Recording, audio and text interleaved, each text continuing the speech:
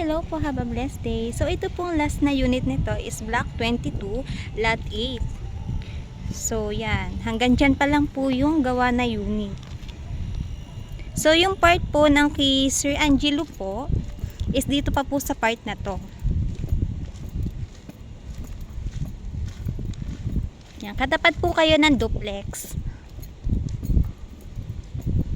So bali ito po is magagawa po to ng 4th quarter this year. Then ang completion po niya is 1st quarter po. Ano po?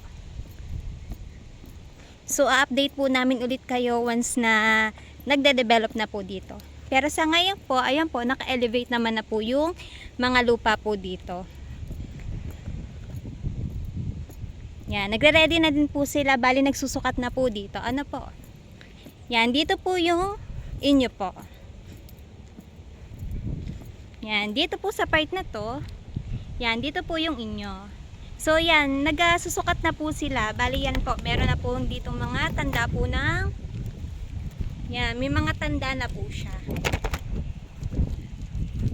So yan, waiting na lang po ulit tayo sa next update po. Thank you po.